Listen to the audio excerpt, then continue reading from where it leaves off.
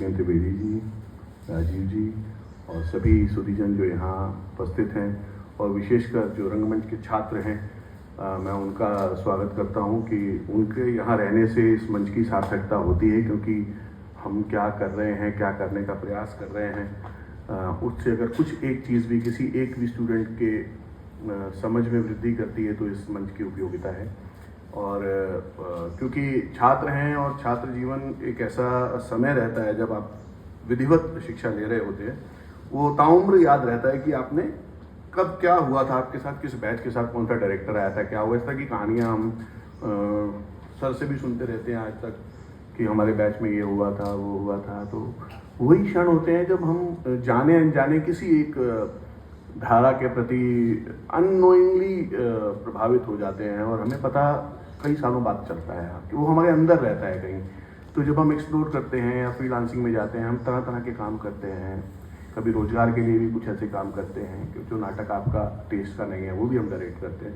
वो करते करते उस मंथन में से कुछ एक चीज़ कई सालों बाद लगती है कि अरे मुझे तो ये शायद पक्ष मेरा थोड़ा ज़्यादा बेहतर है और इसमें काम करना चाहिए। तो मैं उसी में एक छोटी सी पहले मैं कथा छोटी सी सुनाना चाहूँगा कि हमारे साथ हम जब स्टूडेंट थे तो के.एन. पनिकर जी को आना था हमारे साथ संस्कृत नाटक करने फर्स्ट ईयर के बाद। तो फर्स्ट ईयर में एनएसडी में नाटक नहीं होता था, सीन वर्क होता था। तो पहला प्रोडक्शन संस्कृत नाटक होना था और हम 3 महीने कल्लरी सीखे कि पनिकर जी आने वाले हैं और कल्लरी का उपयोग होगा और नाटक होना था। 2 नाटकों को एक मिला के, प्रतिज्ञा योगेंद्र नारायण और स्वप्नवास दत्तम को मिला के उन्होंने एक स्क्रिप्ट तैयार करने के लिए कहा था। भारत रत्न भार्गव जी ने उसको स्वप्न कथा के नाम से रीराइट किया था और पूरा कवित्व में ही वो नाटक है। तो हम 3 महीने सीखते रहे, ये उनके लिए जिनकी कास्टिंग नहीं होती है और वो फिर दुखी होते हैं बच्चे। हम 3 महीने बड़ी श्रद्धा से कल्लरी सीखे, सुबह मॉर्निंग क्लास में 2-2 घंटे जा रहे हैं। और हमारा एक दोस्त था जो बहुत एब्सेंट रहता था मॉर्निंग क्लास में।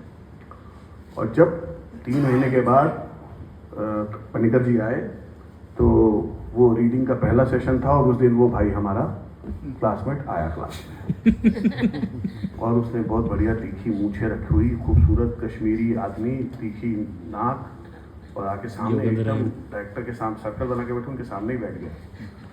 तो उसकी कास्टिंग तो वहीं हो गई उदयन की, और हम लोग मतलब कल्लरी ही किए और डंडा पकड़ के मतलब पीछे कोरियोग्राफी में ही काम आए। उसको पता था कि कहाँ एनर्जी लगानी है हमारे दोस्त को। तो अब करने उसमें ज़्यादा कैरेक्टर थे भी नहीं। योगेंद्र नारायण, टीकम जी, आपके कुछ बच्चे अगर एमपी ड्रामा स्कूल के हैं तो टीकम का मूवमेंट वगैरह बहुत अच्छा था क्योंकि मंजीरा के साथ और इस तरह से आए थे, वो उनका बैकग्राउंड था। मैं शहरी बच्चा था तो हमने कभी पेड़ वेड़ पे चढ़े नहीं थे, तो हमें तो पता ही नहीं था। तो ये लोग हमें चिढ़ाने के लिए 8-8 फीट ऊंची छलांग मारते थे। तो योगेंद्र नारायण का रोल टीकम जी को मिल गया और हम लोग कहीं कुछ नहीं बचा। तो मुझे लगा अब इतना बड़ा नाम है, आए हैं तो क्या करें। तो मैंने कहा मैं असिस्टेंट बनूंगा। स्टेज मैनेजर पहले हुआ, फिर असिस्टेंट हो गया धीरे से। अब ना मुझे अंग्रेजी आए ना पनिकर जी को हिंदी आए, मतलब हम दोनों। और वो इतना बताते थे, फिर उनको ये समझ आया कि इसको हिंदी थोड़ी सी ठीक ठीक आती है। तो भारत रत्न भार्गव जी की जो स्क्रिप्ट है उसको मेरे को बोले कि तुम इसमें जो गलत बोले बच्चा उसके बारे में मुझे बताओ, क्योंकि उनको हिंदी नहीं पता थी उस लेवल पे। तो एनीवे, तो किसी तरह वो नाटक हमने बहुत कम समय में 15 दिन 20 दिन का ही समय रहा जिसमें हमने वो नाटक तैयार किया और बहुत खूबसूरत नाटक बना, स्वप्न कथा। तो अब पास आउट हो गए, सब कुछ हो गया, अंकन में लग गए। 2002 या 3 में मुझे भास का ये नाटक पढ़ा मैंने, चारू दत्तम। मृषकटिक तो सबने सुना था, हम पहले भी देखे थे, किए थे। तो मुझे लगा अरे असल ओरिजिनल कहानी तो ये इतनी सी यही है। उसके बाद उन्होंने एलोबरेट किया पॉलिटिकल सिनेरियो और ये सब, आर्य पालक की कथा और सब उसमें जुड़ा। तो मुझे बड़ा स्वीट सा पोइट्री वाला नाटक मिला और मैंने वो पहला नाटक किया। ये सोच के नहीं किया था कि शायद मैं आगे इसको आगे करूँगा, लेकिन वो करते वक्त उसकी जो, कल अगर कुछ लोगों ने नाटक देखा हो, उसमें जो मूल्य हैं, जिन चीज़ों की चारुदत्त बात कर रहे हैं, वो मुझे बहुत छूती है। मतलब ये मैंने 2002 में पहली बार किया था, आज समय देख लीजिए कितना है। तो मैं लगातार इस नाटक में सच लगा हुआ है, नाटक छोड़ने का मन नहीं होता। और फिर मैं वामन जी, इस बात को रेखांकित करना बहुत ज़रूरी है क्योंकि भास पे और संस्कृत नाटकों में चर्चा हो रही है। एक केंद्र बना बनारस में संस्कृत नाटकों को आगे लाने के लिए, और सौभाग्य से मुझे अवसर मिला वामन जी के आशीर्वाद से, और वामन जी के ही का प्रकल्प था, उनका ही ये सोच थी कि एक ऐसी केंद्र होना चाहिए जो स्पेसिफिक संस्कृत नाटकों पे काम करे, उनकी ट्रेनिंग पे काम करे, और उसका निदेशक बनने का अवसर मुझे मिला। और मैं ये बात, क्योंकि सब एकेडमिक्स के लोग यहाँ हैं, वो पता होना चाहिए किन संस्थानों में किन की द्वारा नींव डाली गई, और उधर हमें बहुत कुछ सीखने को मिला। तब तो फिर एक जॉब भी हो गया, जिम्मेवारी भी होगी, दायित्व मिला तो वो काम किया। तो उधर कालिदास के लगभग 3 नाटक मुझे करने का अवसर मिला, और फिर एमपी ड्रामा स्कूल में एक सीन वर्क किया था मध्यमायोग, और अभी प्रतिमा नाटकम मुझे एनएसडी में करने का मिला। तो जो संस्कृत नाटकों में और भास के नाटकों में आज जो हम बात करने वाले हैं, तो मुख्यतः हम बोलते ही हैं, कल से आप सुन ही रहे हैं कि 3 तरह के नाटक हैं, प्रचलित कथाओं पे, रामायण पे और महाभारत पे। तो सौभाग्य से मुझे तीनों विधाओं के एक नाटक के साथ अनुभव प्राप्त हुआ, तो उस पर हम बात करेंगे। और मैं बात करूंगा उसके स्ट्रक्चर की, और मैंने 2 नाटकों को चुना है, एक कर्णभारम और प्रतिमा नाटकम। उस पर हम बात करेंगे कि कैरेक्टर वाइज, क्योंकि स्टूडेंट है ज़्यादातर, कि कैसे कैरेक्टर एनालिसिस होता है, स्ट्रक्चर क्या है, किसका क्या अंतर्द्वंद है किस कैरेक्टर का। और हम देखेंगे कि ज़्यादातर इनकी मुख्य जो चीज़ें हैं उसमें किन किन चीज़ों को अंडरलाइन करके उन्होंने इस नाट्य संसार को रचा है। उसमें आप देखेंगे कि ज़्यादातर जो पात्र हैं उनकी जो जटिलताएं हैं बहुत ही विलक्षण हैं, मतलब जो डे टू डे लाइफ की नहीं, हम लोग नहीं उसको फेस करते।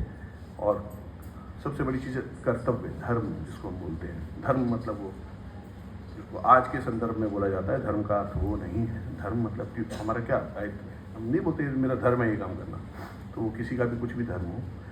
और फिर निष्ठा, किसके प्रति क्या निष्ठा, और उसको कहाँ तक उसका निर्वहन वो करता है। और वो जैसे मित्रता की बात है कर्ण की और दुर्योधन की, हम देखते हैं इस नाटकों में। और पहचान, अपनी सेल्फ की जो पहचान है वो कैसे हमें प्राप्त होती है, उस अंतर्द्वंद्वों के निकलने के बाद, उस पूरे प्रोसेस में जब हम उसकी यात्रा करते हैं, तो कैसे हमें डिस्कवरी होती है, अपने बारे में समझ आता है कि हम दरअसल हैं क्या, हमारा व्यक्तित्व क्या है। और एक और बड़ी इंपॉर्टेंट चीज़ है नैतिकता और आचार विचार, कि जैसे राम का अभिषेक होना है और पता चलता है कि ये आदेश हुआ है कि जाना है, तो वहाँ पे वो संघर्ष, वो सबसे बड़ी चीज़ वहाँ नैतिकता पहले सामने आती है कि मुझे अपने पिता की बात को मानना है, और उस प्रकार का उससे उसका कैरेक्टर डिफाइन होता है, उस कैरेक्टर का, और वो करते हैं, आगे उसको लेके चलते हैं। और तीसरी हम इन चीज़ों में देखेंगे कि वीर रस बहुत है भास के नाटकों में, कि वो इतना बलशाली है, और उसकी भी फिर कुछ मर्यादाएं हैं, मतलब वीरता अनाप शनाप वीरता नहीं है। और उसमें जब उसका भंग, उसका उल्लंघन होता है, जैसे वीरता का उल्लंघन अगर हम एक मोटे संदर्भ में देखें तो जो भीम का गदा प्रहार है वो वीरता तो है, लेकिन उसके साथ उसमें छल प्रपंच भी है इन नाटकों में। तो वो किस तरीके से इस्तेमाल किया है, इस पे बात करेंगे। और सबसे इम्पोर्टेंट चीज़ नियति, भाग्य, वो हमें कहानी कहाँ से शुरू होती है। और वो कुछ लोग हम अड़े रहते हैं, जैसे कर्ण अड़ा हुआ है, वो अपनी नियति से लड़ रहा है। और दूसरी तरफ आप देखेंगे कि जो राम है वो नियति को पहले वो कहते हैं कि अच्छा यही भाग्य में होगा, अगर ये आदेश हुआ तो यही होगा। वो उसके साथ बहते हैं, उसके लिए संघर्ष नहीं करते कि मुझे नहीं, मैं तो कल मेरा राज तिलक होने वाला था और आज मेरे को बोल दिया कि जाओ। तो ये दो इनका हम कंपैरेटिव एक एनालिसिस करने का भी प्रयास करेंगे, लेकिन मैं ये 3-4 चीज़ें आपके सामने रख देना चाहता था। जैसे छल और प्रपंच की बात की, आप देखिए कि इसमें पांडवों का जो वनवास में रहना है, तो वो भी एक तरह का आपको छद्म रूप में रहना है ना, आपको कोई पहचान ना ले। और उधर दूसरा एक वेश है जो कर्ण और कुंती वाला रूप है, जो पुत्र और माँ का जो संबंध है, वो भी तो एक छद्म ही है। वो उसको वो बोल ही नहीं पा रहा है, वो समाज में नहीं बोल पाएगा। अगर वो सचमुच उसको स्वीकार कर ले उस सत्य को, तो पूरे महाभारत की कथा ही पलट जाए, है ना। तो वो भी उसके साथ लेके चलना है, और वो कह रहा है कि नहीं, मैं इस चीज़ को नहीं स्वीकारूंगा और मैं अपनी मित्रता के साथ रहूंगा। तो वो नियति के अगेंस्ट खड़ा हो जाता है। वो कहता नहीं, मैं सरल रास्ता नहीं मेरे को चाहिए कि मैं ये बन जाऊं और बड़ा भाई बन जाऊं और मेरे को ये सब मिल जाए। और उसी तरह हम देखें, अगर बात करते हैं कथानक की, तो कर्ण का जो द्वंद्व है वो पूरा अपने मित्र के साथ रहना, और उसकी जो एक्चुअल पहचान है, जो सच्ची पहचान है, जो कुंती का वो पुत्र है, उसके प्रति उसका पूरा संघर्ष चलता है।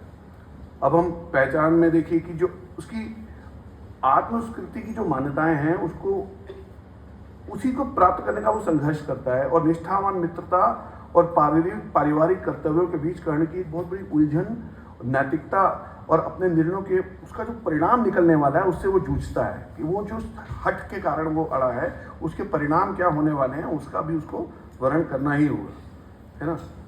तो दूसरी तरफ हम देख रहे हैं कि जो प्रतिमा नाटकम है उसमें राम की अयोध्या में वापसी है और भरत उनसे मुलाकात करने आ रहे हैं।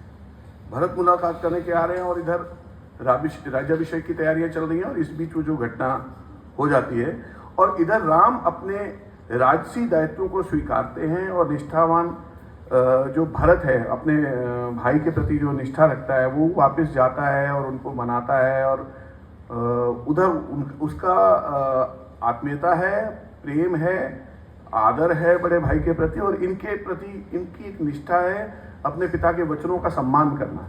तो दोनों अपनी बात पे हैं। और फिर वो जो खड़ाऊ लेके आने का जो प्रसंग है, और उस तरफ वो कहता है कि तब तक मैं आप यहाँ राज ये आपकी खड़ाऊ करेगी। और इधर एक बड़ा इंपॉर्टेंट मेरे को एक चीज़ दिखती है कि भास के नाटकों में आप देखेंगे कि प्रॉपर्टी को उन्होंने बहुत इंपॉर्टेंस दी है। जैसे कल के नाटक में उदाहरण किस तरीके आप बताएंगे, प्रॉपर्टी एक करेक्टर बन जाती है जो बिगिनिंग से उसकी यात्रा है। जैसे हम कहते हैं ना कि एक साइड में कथा और आ गई तो उसकी भी एक यात्रा है। तो आप देखिए कि कल के नाटक में दो चीज़ें हैं जो कॉन्टिन्यूसली एक एक्ट से दूसरे एक्ट में ट्रैवल कर रही हैं। एक वो उत्तरीय है जो पहले एक्ट में विदूषक लेके आता है कि चारुदत्त के मित्र ने दिया है, वो उत्तरीय कैसे उस तक पहुंचा, फिर वो कैसे वो एक बच्चे ने हाथी से किसी साधु सन्यासी को बचाया, वहाँ से वो वापस वसंत सेना तक गया, उसकी एक यात्रा है। और दूसरे सबसे बड़ा कैरेक्टर है उसमें आभूषण, जो पहले एक्ट से आभूषण और वो को लेके खेल हो रहा है, फिर वो आभूषण उसका सौंपना चारुदत्त को धरोहर के रूप में, और फिर वो मैत्रेय के पास जाना, मैत्रेय से सज्जलक, बाद में उसको शर्विलक के नाम से ज़्यादा लोग जानते हैं, शर्विलक के पास जाना है, शर्विलक से फिर वो वापस दासी के पास जाना, फिर पूरी एक जर्नी वो अपने आप में एक कैरेक्टर है। उसका परिणाम मुझे लगता है कि जब राजा शूद्रक ने लिखा होगा अमृतकटिकम, उन्होंने इस चीज़ को भी पकड़ा होगा, तभी उन्होंने नाटक का नाम किसी नायक नायिका के नाम पे नहीं रखा, उन्होंने प्रॉपर्टी के नाम पर रखा, मिट्टी की गाड़ी। ये बहुत कम होता है। बात की ज़्यादातर आप देखेंगे ऐतिहासिक और इस तरह के नाटक, वो चरित्रों के ऊपर नाटक का नाम होता है, टाइटल। लेकिन कोई रखेगा कि टेलीफोन आज के टाइम में या एम्बेसडर कार नहीं रखेगा, कुछ हम गाढ़ा सा नाम ढूंढ के लाएंगे कि जिससे लगे बहुत प्रभाव रहे और राइटर का भी एक असर है, क्योंकि शायद उसको कथा में उस कैरेक्टर, उस प्रॉपर्टी का भी एक कैरेक्टर है। वैसे ही आप देखेंगे, जो मैं प्रतिमा नाटकम की बात कर रहा हूँ, पूरा नाटक जब शुरू होता है, जो अपने पितरों के स्टैचूज देख रहे हैं, भरत आते हैं और वहाँ पे जब वो दशरथ का स्टैचू देखते हैं, वो बोलता है, जो अटेंडेंट होता है कि ये आपके पुरखों के हैं, तो कहते क्या जीवित पुरुषों के भी रहते हैं कि महाराजाओं के? कहते नहीं नहीं। तो कहते ये कौन है? बोलते पिता है आपके, वो ननिहाल से आ रहे हैं काफ़ी समय बाद। तो एक स्टेज प्रॉप्स, उसमें हैंड प्रॉप्स है, इसमें स्टेज प्रॉप्स है। एक स्टेज प्रॉप्स के जरिए पूरा टर्न हो जाता है उनका, वो जिस खुशी में आ रहे हैं कि मैं भाइयों से मिलने जा रहा हूँ, राम मिलेंगे, लक्ष्मण मिलेंगे, वो सब चीज़ें साइड हो जाती हैं। उनको एक नई चीज़ पता चलती है कि उनके पिताजी नहीं रहे। वो एक कितना बड़ा, अगर हम टेक्निकल लैंग्वेज में बात करें तो एक युक्ति की तरह उसको प्रयोग किया है, और ऐसा कई नाटकों में मिलता है। हम देखेंगे तो जो संस्कृत नाटकों के विद्यार्थी हैं वो अगर देखेंगे, और दोनों की जो पृष्ठभूमि है, समानताएं अगर हम देखें तो जो हमारी पौराणिक कथाएं हैं, है ना, एक रामायण से है और एक महाभारत से है, तो दोनों का अपना एक अलग अलग रूप है, और दोनों में किस चीज़ का सबसे बड़ी लड़ाई है? कर्तव्य की, जिम्मेवारी, नैतिकता और चरित्र का विकास। जो दो कैरेक्टर हमने लिए हैं, कर्ण और राम, उनके जो इंटरनल आंतरिक संघर्ष है, उनकी उलझनों को प्राथमिकता दी गई है। नाटकीय विडंबना, दोनों नाटकों में नाटकीय विडंबना का उपयोग किया गया है ताकि पात्रों की भावनात्मक उलझनों को उजागर किया जा सके। और दोनों में क्या एक है कि काव्यात्मक भाषा है दोनों की, है ना, भरपूर है, और संगीत का स्कोप भरपूर है दोनों नाटकों में, अगर आप एज ए डायरेक्टर देखें उसको। और जो कर्णभारम की कथा है वो महाभारत से है, और प्रतिमा नाटकम रामायण से है। और इसकी जो त्रासदी है, जो राम की यात्रा है, वो स्वीकार्यता और नियति की यात्रा है। जैसे मैंने पहले भी कहा कि उसकी पूरी, और कर्ण की जो यात्रा है वो आंतरिक संघर्ष की यात्रा है। वो अपने आप से, अभी भी बाहर एक युद्ध चल रहा है, एक युद्ध उसके अंदर चल रहा है। तो ये दोनों का फ्लेवर कितना डिफरेंट है, ये रेंज देखिए और कल का नाटक देखिए। मतलब मैं बार बार इसलिए बोलूँ कि वो बिल्कुल ही अलग कैटेगरी का नाटक है, और एक दरिद्र आदमी के साथ क्या क्या होता है, नहीं होता है, वो मोरालिटी कैसे उसको होल्ड करके रखना है, उसको बचा के रखना है, वो सब इतनी रेंज होना, जो अभी सर बता रहे थे शुक्ल जी, वो इमेजिन करना। जैसे बोला जाता है ना कि नाट्य शास्त्र शायद एक आदमी ने नहीं लिखा, ऐसा भी एक मत है कि शायद 100 पुत्र या 100 उनके बाद के फॉलोअर रहे, उन्होंने कुछ कुछ कंट्रीब्यूट किया तो एक किताब बनी। तो मुझे कभी कभी डाउट होता है कि एक आदमी की इतनी रेंज कैसे हो सकती है, इतना इतना अनुभव, बारीक, क्या क्या कल अगर कुछ होगा तो वो छोटी छोटी चीज़ें की बल हास्यास्पद हो जाता है। कि क्या लाइन है ना, वो कहती है कि धरोहर व्यक्ति को सौंपी जाती है, घर को नहीं। वो कहता मेरा घर ये एक बहुत बड़ी लाइन है, मुझे लगता है 1 करोड़ रुपए की लाइन है। और एक ही आदमी, मतलब इतना वास्ट उसका रेंज है। तो मैं तो रोंगटे खड़े हो जाते हैं ये सब सोच के कि आप देखिए, आपको बहुत आनंद आएगा अगर आप इस दृष्टि से पढ़ेंगे। मैं बार बार स्टूडेंट्स की तरफ इशारा कर रहा हूँ कि बहुत कमाल है, और ऐसा वर्ल्ड लिटरेचर में आपको इस तरह की चीज़ें नहीं मिलेंगी। उनकी एक अलग महानता है, अलग चीज़ें हैं, चाहे हम ग्रीक ट्रेजेडिस की बात करें, लेकिन हमने इसको रामायण और महाभारत को, खासकर आज की जनरेशन ने बहुत धार्मिक लेवल पे समझ लिया है, जो कि सही नहीं है। वो धार्मिकता के साथ उसका एक अलग प्रारूप है। लेकिन ये आप देखिए, पूरा जो भारतीय हमारा जीवन शैली है, उसकी जो हमारी थाती है, वो उसको हमें देखना होगा अगर सच में मॉडर्न थिएटर भी करना है तो। मतलब मैं सिर्फ यही नहीं करता हूँ, मॉडर्न भी करता हूँ, और मैं तो इसको भी मॉडर्न मानता हूँ। जैसे मुझे मैं भी MIT पढ़ाता हूँ, तो मैं से पूछा कि अब कल वाले नाटक में क्या मॉडर्न नहीं था बताइए। अभिज्ञान शाकुंतल में क्या मॉडर्न नहीं है? अभिज्ञान शाकुंतल में भरी सभा में राजा को जब वो उसको पहचानने से इनकार कर देता है, तो भरी सभा में एक स्त्री चैलेंज करती है कि धर्म क्या है। ये तो आप जैसे जो पद पे बैठे लोग हैं यही जानते हैं, हमें क्या पता है धर्म क्या है। हम तो लज्जा से झुकी स्त्रियाँ इस बारे में क्या जानते हैं। तो इतना बड़ा स्टेटमेंट अगर कालिदास के नाटक में उसकी नायिका बोल रही है, वो भी एक इतने बड़े राजा को बोल रही है, दुष्यंत को बोल रही है, तो इसका मतलब ये कि समाज में वो भी वन की लड़की, जिसको शहर का समाज पता ही नहीं, शहर का स्ट्रक्चर ही नहीं मालूम, लेकिन उसके अंदर इतनी पावर है, फाइनली उसको बोलना पड़ता है। जब उसके चरित्र के ऊपर बात आ जाती है तो कहती है कि अब कुछ चारा नहीं बचा है। मतलब मैं व्यभिचारी नहीं हूँ जो मैं आके आपको बोल रही हूँ कि मैं आपके बच्चे की माँ बनने वाली हूँ, कि हमने शादी की है। तो ये क्या मॉडर्निटी नहीं है? मुझे नहीं समझ आता कि कैसे हम मान लेते हैं। मुझे एक बार एक मिरांडा हाउस कॉलेज सुना होगा कुछ लोगों ने, दिल्ली का बहुत एलीट कॉलेज माना जाता है और अंग्रेजी का कॉलेज माना जाता है। वहाँ की मतलब बहुत मेधावी बच्चे वहाँ होते हैं और वो अंग्रेजी में ही सोचते हैं। एक बार मुझे वहाँ नाटक करने का अवसर मिला, तो सबने मुझे बोला यार वो तो शेक्सपियर करेंगे। मैं कहा ठीक है, शेक्सपियर भी कोई, उसमें क्या बुराई है, शेक्सपियर करें। तो मैंने कहा लेकिन मैं 2 नाटक पढ़ूंगा उनके साथ। उनकी जो एक डिपार्टमेंट है, मैंने मृच्छकटिक पढ़ा और मिडसमर नाइट ड्रीम्स पढ़ा उन लड़कियों के साथ। मैंने कहा आप बताओ कौन सा करना है, उन्हीं पे छोड़ा। उन्होंने कहा हम मृच्छकटिक करेंगे। और वो जब मृच्छकटिक कर रहा था रिहर्सल, तो लोग बोलते रहे यार तुम मिरांडा में मृच्छकटिक कर रहा है, कोई देखने नहीं आएगा, फ्लॉप हो जाएगा। मेरा आज तक का, मैं मृच्छकटिक मुझे 3-4 बार करने का अवसर मिला, मैं आज तक का सबसे बेस्ट प्रोडक्शन मिरांडा हाउस का प्रोडक्शन है। उन लड़कियों ने सारे मेल कैरेक्टर ये वो सब किए, मतलब कोई जज ही नहीं कर पाया। तो ये हम लोगों ने एक मान्यता बना ली है कि संस्कृत नाटक जो है लाइब्रेरी में किताब रखने के लिए ही है, और कोई गेस्ट आए तो उसको दिखाने के लिए कि हमारे घर में नाट्य शास्त्र भी रखा हुआ है और कालिदास के 2-3 नाटक भी रखे हुए हैं। ऐसा नहीं है, बहुत मॉडर्न है। प्रॉब्लम कहाँ हुई, जहाँ तक मुझे समझ आई, प्रॉब्लम हुई जो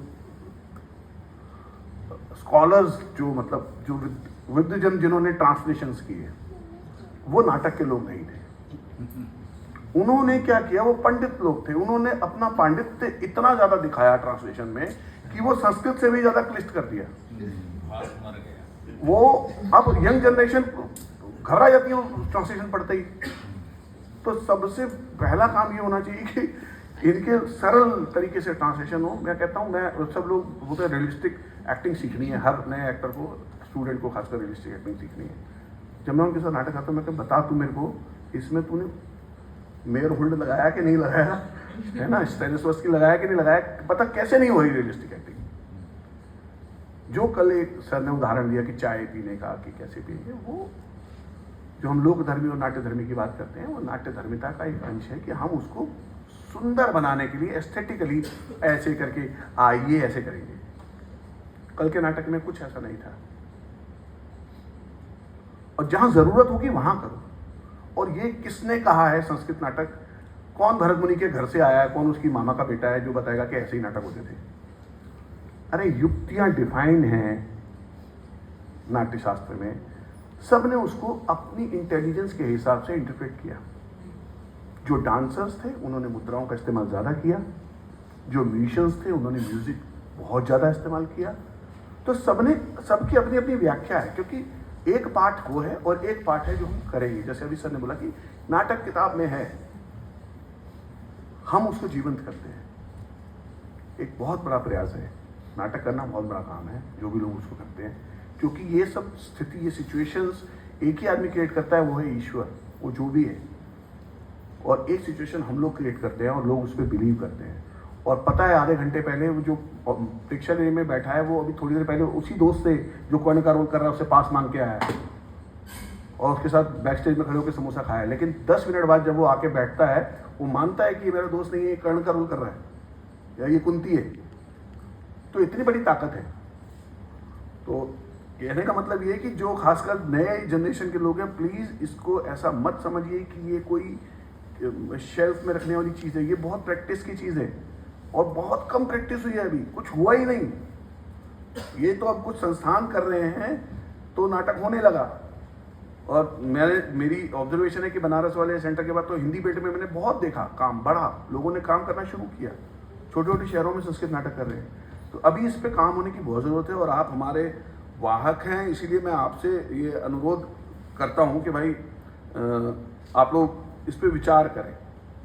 मैं वापस उस पर आता हूँ थोड़ा सा, ये क्योंकि हम प्रैक्टिशनर हैं, मैं तो भाई वो हूँ नहीं इस तरह वाला स्कॉलर। तो जो व्यवहार में हमने अनुभव किया है, मेरे को लगता है कि वो शेयर करना ज़्यादा ज़रूरी है। तो मैं ज़रा वापस आने की कोशिश करता हूँ।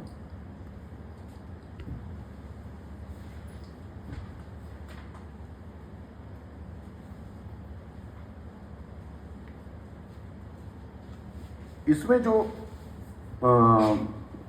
भरत और राम का मीटिंग हो रही है, उसमें भरत का जो पूरा इनेक्टमेंट है, वो राम को वापस ले जाने का जो प्रयास है, वो एक और राम का जो उन दोनों का वार्तालाप है, वो एक तरह की टेंशन क्रिएट करता है वहाँ पे, अगर हम उसकी थिएट्रिकल एक उसकी बात करें।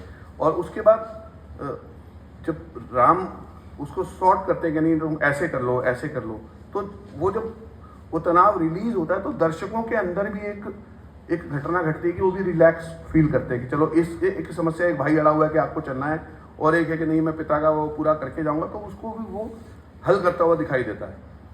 और इधर कर्ण भारों में जो देखें कि जो उसके अपने संघर्ष हैं उसको वो बार बार कहता है कि मैं तो इसके साथ ही रहना है, मुझे इसके साथ ही रहना है। वो नियति को बिल्कुल धकेल रहा है, बार बार पुश कर रहा है, लेकिन फाइनली वही होना है जो लिखा है, जो प्रारब्ध में लिखा है, वही उसको आगे लेके जाता है। और इस तरह का जो कर्ण और दुर्योधन के प्रति जो उसकी वफादारी है, उसकी पहचान एक खुले संघर्ष के रूप में बिल्कुल इंटरनल उसका आंतरिक संघर्ष को पैदा करती है।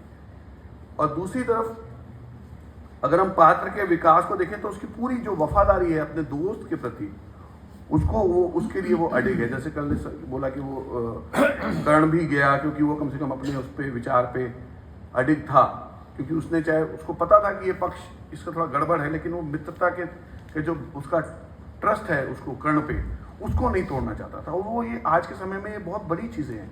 आज लोग सोचते हैं थोड़ा सा भी स्वार्थ हो, कोई बात नहीं, मैंने उसको प्रॉमिस किया है, कोई बहाना मार देंगे, अरे सर मेरे को ये हो गया, मैं नहीं कर पाया, तो बड़ा आसान है। लेकिन ये सब चीज़ें भी आज के समाज का मतलब देखा जाए तो ह्रास ही हो रहा है, उसकी तरफ भी हमें इंगित करती है कि नहीं, कैरेक्टर बड़ी चीज़ है, बाकी चीज़ें तो आनी जानी है। और भास के कोई भी अगर आप नाटक करें, देखिए मध्यम व्यायोग की अगर हम बात कर रहे थे, मध्यम व्यायोग में पूरा पारिवारिक नाटक है, दो फैमिली है, उसके कई एक एंगल हो सकते हैं, लेकिन मुझे तो बहुत ही फैमिली ड्रामा लगा कि एक फैमिली वो ब्राह्मण फैमिली है ना, और एक फैमिली है भीम और इनकी फैमिली है, और उसमें कुछ भी भले वो लेने जाते हैं घटोत्कच के लिए, और हिडिंबा का जो उनके साथ उनका रिलेशनशिप है उनको पुनर्स्थापित करना है या पहचान करानी है, लेकिन आप देखो कि किस कथा को किस तरह इस्तेमाल किया कि परिवार की जो छोटी छोटी स्वार्थ, प्रेम, मोह है ना, वो सब, वो कहते नहीं हमारे छोटे से मोह है, बात करता है बड़े से मोह है, उसको बहुत ही सरल तरीके से, और एक जो बीच का बच्चा थोड़ा निगलेक्ट हो जाता है जहाँ अगर 3 बच्चे हों, तो उसके ऊपर एक हल्का सा खूबसूरत सा कटाक्ष भी करते हुए वो इस पूरी कथा को एक रास्ता देते हुए आगे बढ़ते हैं। तो इतना बड़ा एरिया है भास के नाटकों का, अगर हम एक एक नाटक को भी ढंग से पढ़ लें, स्टूडेंट्स खासकर, तो आपको ज़रूर कुछ ना कुछ प्राप्ति होगी, ये मेरा 100% विश्वास है। और आप में लोगों में भी कुछ लोग हिंदी या दूसरी लैंग्वेज के लिए काम करने में इंटरेस्टेड होंगे, तो मुझे लगता है कि किसी की वेट मत करो कि कोई आके करेगा ट्रांसलेशन, आप भी कर सकते हो, आप उसको सरल बना सकते हो। और शायद कोई एक बैच ही तय कर ले कि हम ये 2 नाटक करेंगे, ये 3 नाटक करेंगे, और अभी तो बहुत अच्छा समय चल रहा है MP ड्रामा स्कूल का भी, और इधर भी आपके यहाँ तो बहुत अच्छा एनवायरनमेंट है, भोपाल में इतने नाटक होते हैं, इतनी एजेंसी है, भारत भवन खुद है हर चीज़ के लिए, इस तरह के कामों के लिए तत्पर। तो मुझे लगता है उस दृष्टि से भी हम लोगों को सोचना चाहिए, और इसकी पब्लिकेशन के लिए भी हमको सोचना चाहिए कि किसी अच्छे विद्वान को लेके रिक्वेस्ट करके और इन नाटकों को अगर छापा जाए, क्योंकि अभी भी हम वो पुराने स्क्रिप्ट लेके ही संघर्ष कर रहे हैं ज़्यादातर जो डायरेक्टर्स हैं और अभिनेता तो छूता ही नहीं है, वो तो तब जाता है जब उसको कोई बुलाता है कि भाई मुझे ये नाटक करना, तू आ जा, वो उस दिन उसको मजबूरी में पढ़ना पड़ता है। तो प्लीज़ हाँ, ये सच्चाई है और ये हम प्रैक्टिशनर समझते हैं। तो कोई अब किस किस कारणों से आता है उसको यहाँ क्या करना। बहुत बहुत धन्यवाद, सबको सुनते हैं।